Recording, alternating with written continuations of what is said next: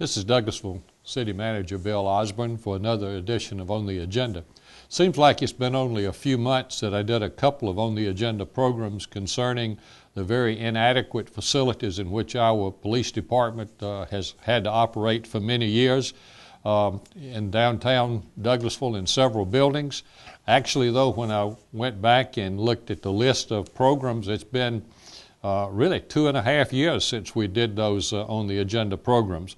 It's almost exactly 2 years ago that I did a program in which we focused on the September 16th, 2008 approval of a general obligation bond issue to build a new public safety and municipal court building.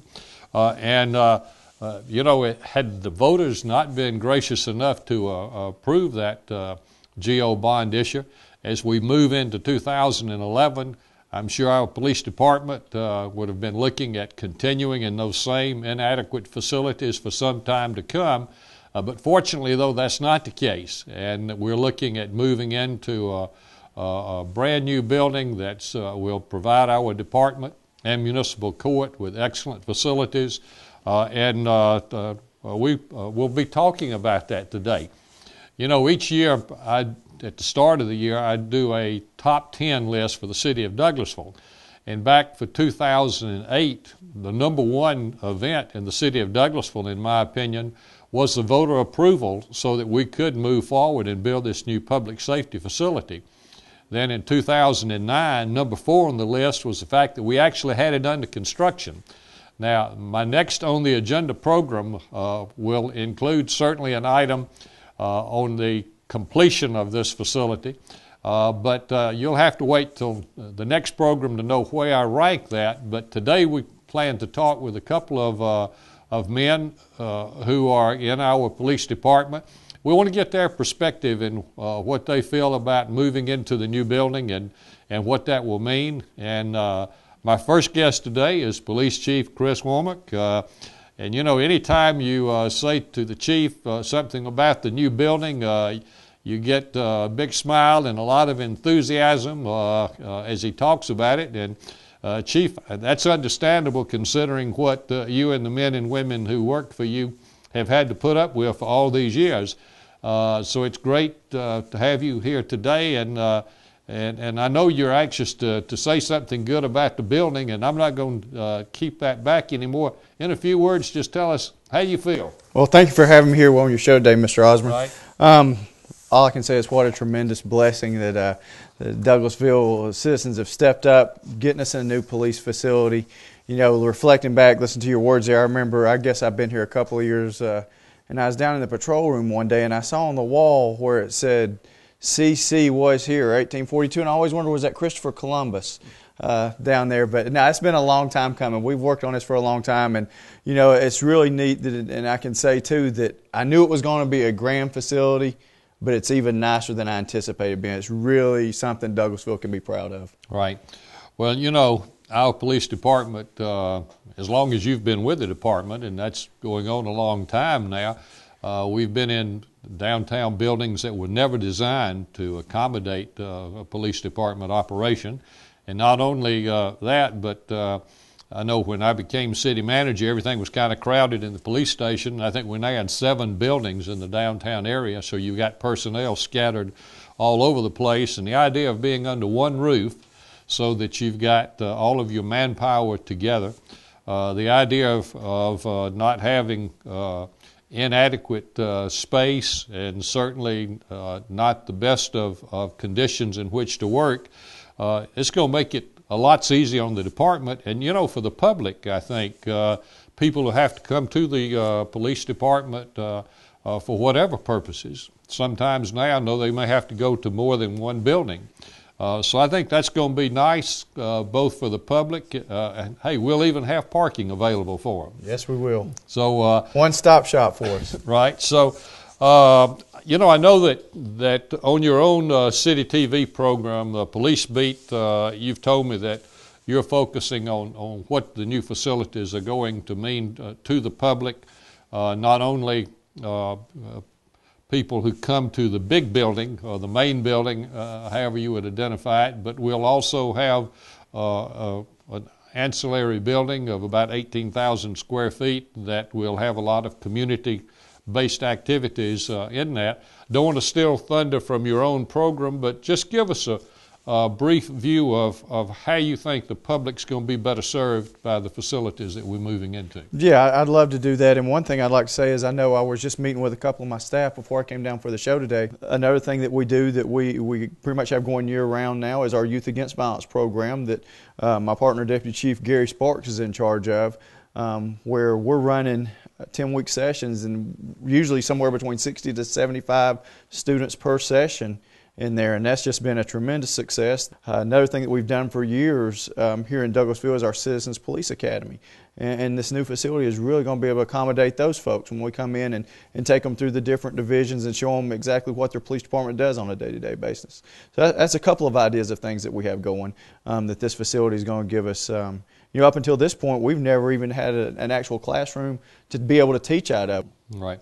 And I know, of course, for years we've talked about our community-oriented policing services, community services, and now when the public actually comes to the public safety building, they can come in the front door and anybody that they would need to see with the police department will be in that one building. That's going to make it very advantageous, I would think, to the public. Yes, for the public, it's going to be something they're not used to, because now when they come in, say if they come into 6730 there on the corner of Church Street and Bowden, they may just simply trying to get a copy of an accident report, and especially this time of year, inclement weather and cold days, well, we have to say, you know, they wait in the lobby, get some help there, and then we have to send them to another location where they actually get the report from. So it'll all be right there in our PD building there. Right.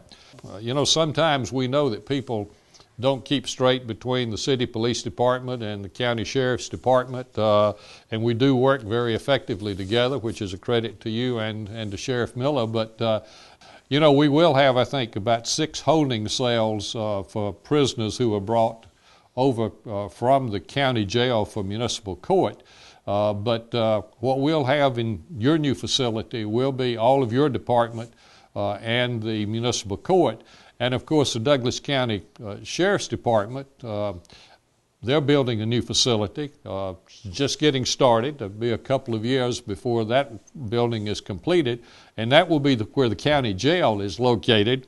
And of course, it will be north of I-20.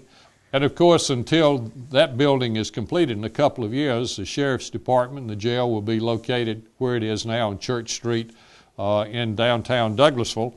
Of course, we went through a lengthy planning session, as you know, before we started work on our new building. And New South Construction Company is the contractor that was selected. I think they've done a great job on the project, and I know what I've heard from you and City Development Services Director Jeff Knowles. They've been good to work with.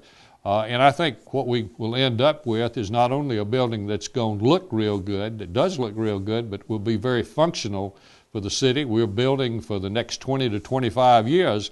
So I think you're getting a facility that will last you for a long, long time. Yes, sir. This is definitely, we've come up with a design and square footage that's something we're going to grow into. And I think that's just good business on the city's part, because we want to be good stewards of the city's money. You know, they trust us enough to say, hey, we know you need this. So we tried to do our due diligence on the front side and plan ahead for growth for the city. So this is something that the city will be functioning out of for many, many years to come. Right. And this building is some 70,000 square feet, as well as that separate building you mentioned with the firing range and the space for meeting purposes, 18,000 square feet. We got about 20 acres of space. You've got your canine facilities, a motor maintenance facilities, and a storage area. All of this is included in the program that's being funded from that general obligation bond issue of about $23 million. Chief, if you would, just give us a quick rundown on what's on each floor of this main building. Okay, sure, would love to. Starting out, I'm going to start from the bottom to the top, okay. and what I'll call is our basement area. Got our evidence building down there, evidence storage area. We've got a lot of our training areas are in the basement to include a gym facility, a classroom, stadium-style seating for a class size of 50. We also have a defensive tactics room in this area with a spring-loaded flooring system, so that when something we really push with the city is keeping our officers physically fit. And we try to do that for a couple of reasons, because we don't know what we're going to come into out here on a day-to-day basis out on the street. But I also think if we keep our officers physically fit, it keeps them at work more often, keeps them from maybe getting us sick, or also from getting injured out there and being out of work due to injury. So we have the DT room. We also incorporated a FATS room, which is a training simulator for firearms that we'll be using that's on the downstairs level. We have our special operations unit, as well as our SWAT team is on the basement. Right. When you come in the front door, the main floor of the facility, you'll see a grand foyer when you come in there, where you'll have a security checkpoint that's there at the front door, to include a receptionist area that will be manned 24 hours a day, 7 days a week. That's like our communication center for the facility. To the right, you will see that we have our courtroom. That's just a very beautiful job that New South's done with HOK and design us a very nice courtroom that we can all be proud of. We also have our records department that's on that same floor. On the left-hand side of the main floor is what I consider the backbone of the police department, is the patrol division. These are the guys that's out in the zones every day, out answering the calls and responding to crimes that we might have. We have our officers out in zones assigned. They don't respond sort of like the fire department does, sitting at the firehouse. We're out in the areas all the time. Matter of fact, our officers have to ask before they can even come back to the police department. But our patrol division is on the main floor. When you go upstairs is the administrative area, which is the administration areas with myself and Deputy Chief Sparks and Greg Graff and Captain Shaw, and then on the other side will be detectives. When we talked about future growth, this is one area that we've left a very large room that we'll be able to grow into too. That's right now it's just open shell storage, but will allow us for that future growth as the department and the city grows to meet the needs up there. Right, and I know as you and I and others worked on this, that we knew if we could go ahead and have that expansion space built at this point, rather than looking at an addition later, that would be more cost beneficial, and that's what we did. Now, of course, at the time that we're taping this program, we don't know exactly when you will be moving into the new building, but to the public, I would say that you will find announcements on that on City TV, on the newspaper. We'll be trying to get that word out, and until we actually make the move, of course, you'll continue to operate out of your space in downtown Douglasville. Municipal Court will still be holding its sessions in the downtown area until we let people know, okay, this is moving day. And although we will know the date that we will do the grand opening, the ribbon cutting, and we are showing you at this time, our viewers, what that date is, because by the time we actually have this program on the air, we will know what that date is. I know the chief is very interested in as many people as possible coming when we have the open house and looking at this facility that we're so proud of. And so, Chief, you may want to just extend an invitation to everybody to come to the open house. Yes, I sure would. I know we don't have an exact date yet, but my best estimation from the planning that we're doing right now is we will be moving into the facility sometime in the latter half of the month of January. So here about 4 weeks away, and then I would hope to be able to anticipate announcing a grand opening sometime before the middle of February. Right. And so we will, through City TV, as I say, another means of communication, let the public know. Always give my guests an opportunity for a final word, and so any final words that you have for this part of our program today? Yes, sir. I want to say thanks again for allowing me to come on with you, Mr. Osborne. I enjoy watching City TV and seeing what other departments have going on within city government. I want to thank City TV for the job that they do, and this being the Christmas season, I want to say God bless to you all. Stay safe, and always remember what Christmas is about, and rejoice in the birth of Jesus. And folks, I know I feel blessed every day to be here with you in Douglasville, and I really appreciate your support. Right. Chief, good to have had you here today. To our viewers, stay tuned. I'll be back in just a minute with my second guest for this edition of On the Agenda.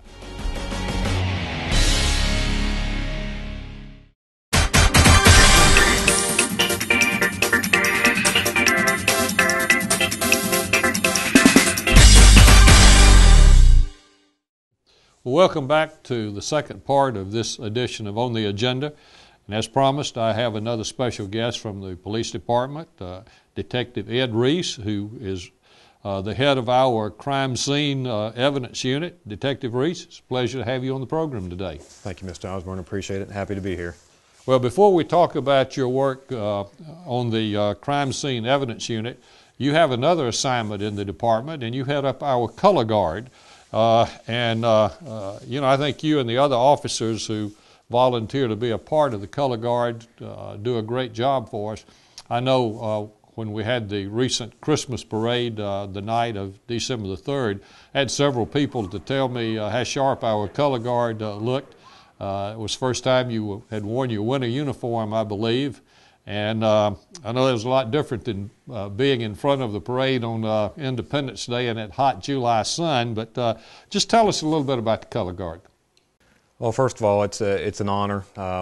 City Council actually had the idea for our color guard after the Sheriff's Department has a wonderful color guard also. But we felt the need to put together a team to represent the city, and it's an honor to be an ambassador for the police department. Basically, we work on the parades, the 4th of July parade, Labor Day parade, in addition to occasionally, unfortunately, we do have officers that fall on the line of duty, and when they need assistance, then we're there for that as well. And we've done an opening at Hunter Park and a few other type of opening ceremonies like that. And just real quickly, if I could mention the members on there, Dallas Hickman, Sergeant Billy Wallace, Matt Underwood, Patrick Poston, and Robert Lane. I only mention those because there's only a few of us on the team, and they really sacrifice a lot of their personal time to do this, and it's been an honor to work with them and the city. Right. Well, I appreciate you wearing your winter uniform for this appearance on the agenda. But let's talk a little bit about what you do day in, day out. And, you know, a few years ago, if we told people that we were going to be talking about crime scene evidence, people would probably not pay much attention to us, but television has changed all of that, and of course CSI, crime scene investigation shows, are some of the most popular shows on television, and today I want us to do a couple of things. I want you to talk to us about the city of Douglasville's police department's equivalent of the CSI unit, and then we'll talk about how your life's going to change when you move into the new building in a very short time. But first, give us a little history about yourself. Where were you before you came to the Douglasville Police Department, and how did you start working as a crime scene and evidence investigator? Well, it's been a long road, and I guess to start maybe some of my background. Started out in the United States Army. I was there just shy of 9 years, and that's where I kind of started my course on doing forensic work, a good section, military police investigations, got a lot of training. I came to this department in 1999, so I'm working on my 11th year here now. I did start out on the patrol division. Ken Story at the time, there was just one identification technician at the department. When he pursued another career, that background, that military training kind of helped me in the job. And the chief then at the time, Lieutenant Chris Womack, was kind of helped me into that position. Once I got into the position, I think I'd been here about 2 years. I joined the SWAT team. I was a member of that team for about 7 years. I've been assigned to detectives and crime scene now for about 8 years. And I've been very fortunate to go through the training at Forsyth. I am a certified state identification technician. Once I was completed with that training, I was allowed to go do an internship with the GBI, their crime analysis unit, the Atlanta office. That was an eye-opener, definitely a good way to start out. And then finally, the department afforded me the opportunity to go to the National Forensics Academy at the University of Tennessee. I think most people know that as the Body Farm. 10-week class, very motivated group of people, excellent class. And that kind of brought me up to this point, been doing that position ever since. Right. Well, you know, long ago, as I'm sure you remember, we had our crime scene unit in that metal building, part of the metal building behind the municipal court. And finally, when the city had completed construction of the new fire station number 10 for the Douglas County Fire Department, and the old fire station was vacated, We gave you a good part of the basement, and while it's not very good quarters, it was better than being in the old metal building. And of course, that included the area, the bay area where the fire trucks used to be. So tell us a little bit about how you and our Stephanie Glover, who's our identification technician, how you function in that space you have now. Well, it brings back kind of fond and not so fond memories when you talk about the metal building that we kind of refer to as the Quonset hut. Right. It was a workshop, but nevertheless we were excited because we had our own place. Station 10 opened up a lot of new possibilities. You mentioned the bays that were in there, allows us to bring in vehicles that have been associated with a crime, victims of crime, or the people that actually committed the crimes. We're able to process those in that large bay area. The office area is kind of the central point of the fire department. That's where the not so glamorous job of the evidence intake takes place. We get anywhere between 500 to 2,000 items of evidence into our building every single month, and those all have to be accounted for and barcoded and placed in their positions. We have a storage area on one end of the old fire department, and then our chemical processing, our processing area is actually intermixed with that bay area. We try to keep the crime scene processing a little bit separate from the items of storage, but they do work hand in hand. And so we've made the best and utilized the facility there to our advantage the best way that we can. Right. And I remember some years ago when the Douglasville Police Department, indeed all local law enforcement agencies except maybe for your very largest local governments in the state, you sent so much of things to the state crime lab, and then you had to wait till they would process and get the information back to you. Of course, advances in technology has changed that situation tremendously. And then also, frankly, as we know, the state has cut back on what assistance they provide to local governments, and so we've had to do a little different than it would have been a few years ago. But give us a couple of examples of some of the things that you and Ms. Glover do as in your CSI work. Well, you mentioned the crime lab, and they're still a wonderful support facility. I'm not going to take anything away from them. They do a great job, but they're overworked. I mean, they've got many agencies. The best part about our agency having two individuals that are trained to do this job is they don't have to send their crime analysis unit out every time we have a major incident. We're able to perform those duties. As such, some of the things that we do out of our office now and in the new office as well, the evidence intake, as I mentioned, is kind of a priority because that's never ending. It happens every day. Fortunately, we've got a safe enough community that we don't have to respond to a major scene every day, and it definitely takes up the rest of our time to keep control of that evidence and property. When we do have an incident, what we can do is we can respond to the scene, we can secure it, we photograph it, we collect any items of evidence or property that we think that we can further get evidence from. I know that one of the things we also trained in was the certification of marijuana examination. Both of us are certified to do that, so we do our own marijuana testing here. We also do latent print examination. We can compare those. If we're not able to have a known suspect, we take those to the Sheriff's Department. We've got a good group of folks that we work with there that they can put that into an automated system and check against arrest history. The only things that we're really taking to the lab now are, of course, ballistic type things, DNA, and question documents, and our hard drugs. I mean, that's just something it wouldn't be feasible to try to test all the hard drugs that come in. That's probably about 80% of what goes to our crime laboratory is the hard drugs that come into the department. Right. Now, very shortly, you will be leaving those quarters, and you will be in your new facility. As the chief mentioned earlier in the program, the crime scene evidence unit is located in the basement level of the new building, and that's a very secure area. In fact, so secure that I think I've been told that you and Ms. Glover will have to even kind of keep your area clean because we don't want the cleaning crew in there for what might happen.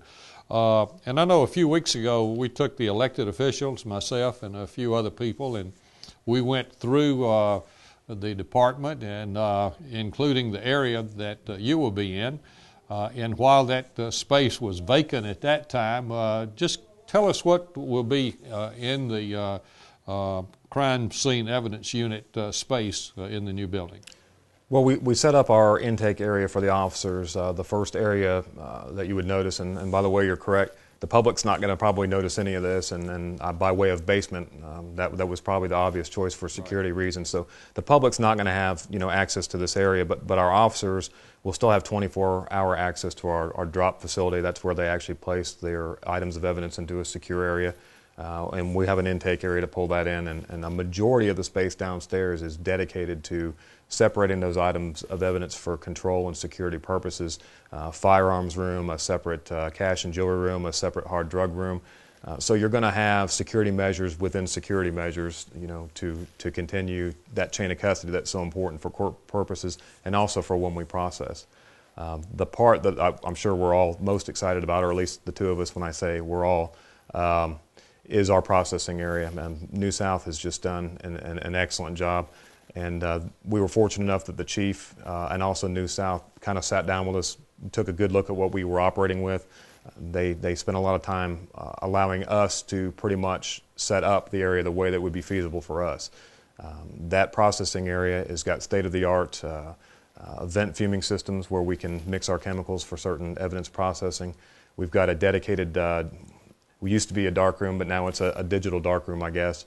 We're going to have a state-of-the-art laser system that allows us to change the wavelength of light so that we can photograph fingerprints or serological fluids and other items of evidence that we weren't able to capture in the past. In addition to that, our work area has got a separate fuming chamber, and that's just a means by which we try to get fingerprints by super glue fuming items of evidence that we can put in there. And cleaner, much cleaner. There's a downflow system that's set up through that entire area that while we're processing for fingerprints, which is probably still about 80% of our solving ability as far as big cases go, it will actually take the particles of the fingerprint powder and pull them away from us while we're working, to keep them out of our face and mouth way it traditionally has been. So very excited about it. There's probably a lot more equipment than I'm forgetting, but it's definitely top of the line. And I think that probably GBI will probably be asking to use our facility if they get notion of it.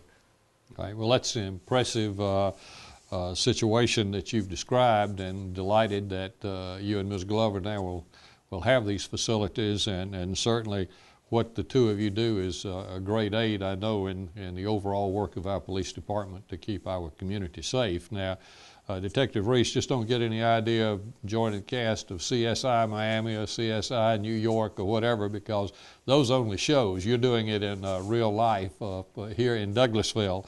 But I want to thank you and Stephanie Glover for the work that y'all do on a day-in, day-out basis. Always give my guest an opportunity for a final word, so would like any final words you have to our viewing public. Just briefly, I'd like to reflect on what the Chief said. I'd like to thank you for allowing me to be here. It's been exciting. I'm very excited. I'm about bursting at the seams about the new building. I think we all are.